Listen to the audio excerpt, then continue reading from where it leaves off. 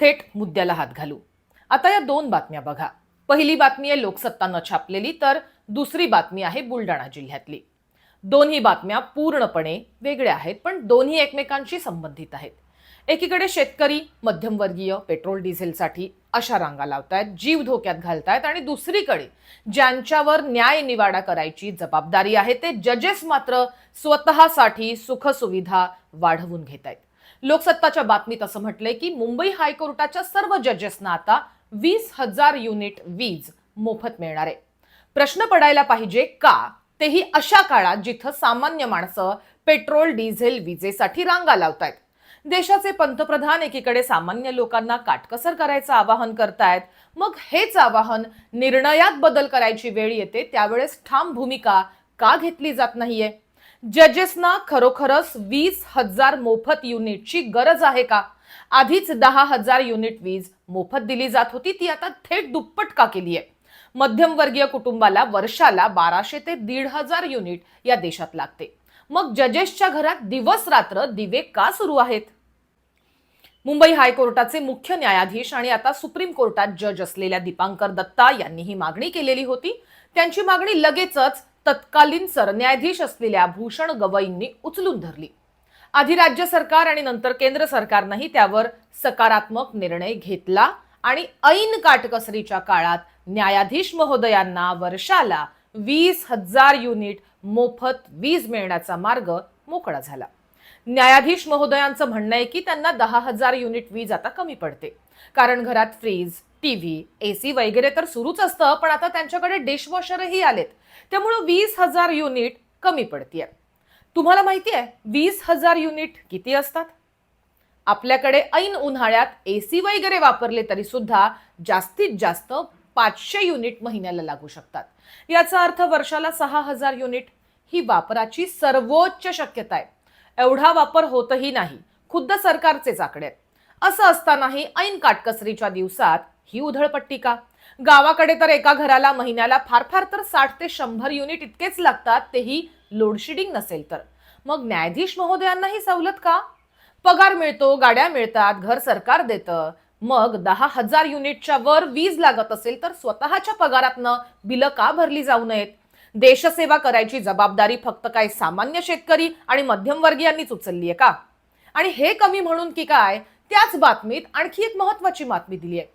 ही माहिती आहे न्यायाधीश महोदयांना दिल्या जाणाऱ्या चष्म्याच्या पैशांची। म्हणजे एखाद्या न्यायाधीशाला जर चष्मा विकत घ्यायचा असेल किंवा दुरुस्त करायचा असेल तर वर्षाला 50,000 रुपये दिले जातात। भारीतले भारी म्हणजे टाटा, लेन्सकार्ट यांचे जरी चष्मे घेतले तरी सुद्धा वर्षाला 50,000 रुपये लागतात का? याला काही लॉजिक आहे की नाही?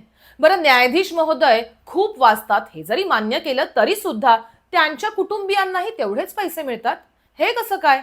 न्यायाधीश महोदय स्वतःच्या पगारातनं पत्नीसाठी एक चष्माही घेऊ शकत नाहीत? त्यांच्या पत्नीचा खर्चही काही सामान्य लोकांच्या टॅक्समधनं भरायचा?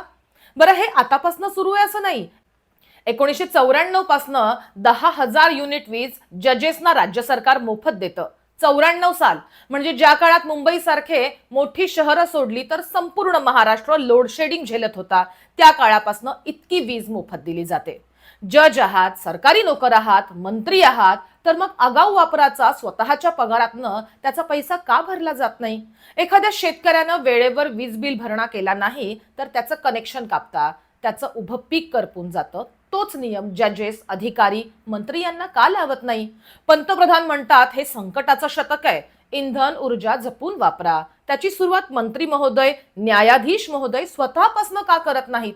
मुंबई, नागपूर, संभाजीनगर, कोल्हापूर असे मिळून हायकोर्टाचे 78 न्यायाधीश आहेत।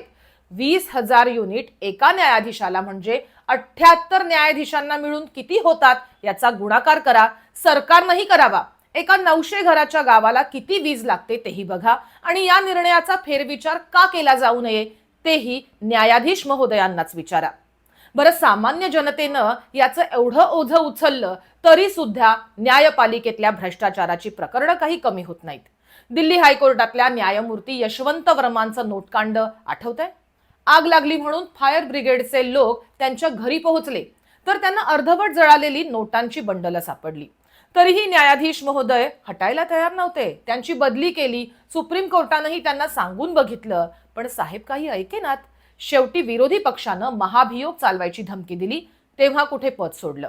एवढ्या सगळ्या सोयी सुविधा फुकटात घेऊनच करून भ्रष्टाचार का सहन करायचा? दिल्ली कशाला, आपल्या मुंबईतली घटना बघूयात. सत्र न्यायालयाचे न्यायाधीश एजाजुद्दीन काझी यांच्यावर 15 लाख रुपये लाच मागितल्याचा आरोप आहे, तेही अनुकूल निकाल देण्यासाठी. एसीबीनं त्यांच्या लिपिकाला रंगेहात पकडलं. बऱ्याच गोंधळानंतर त्यांच्यावर कारवाईला एसीबीला मंजुरी देण्यात आली. बरं, हे कमी म्हणून की काय, सरन्यायाधीश सूर्यकांत काय म्हणतात? व्यवस्थेवर हल्ला करणारी मंडळी झुरळासारखी असतात. ज्या व्यवस्थेत अशी दलदल माजलेली असेल त्या व्यवस्थेवर हल्ला नाही करायचा, तर मग काय तिची रोज पूजा करायची? व्यवस्था राखणारेच जेव्हा त्या व्यवस्थेचा स्वतःच्या फायद्यासाठी वापर करून घेतात, तेव्हा त्यावर सवाल केले जाणारच ना. हल्ला करणाऱ्यांना काय झुरळ ठरवणार? सरकार जर काटकसरीबद्दल खरोखरच गंभीर असेल तर त्याची सुरुवात त्यांनी स्वतःपासून करावी, नाहीतर व्यवस्थेवर हल्ला करायला झुरळ आहेतच.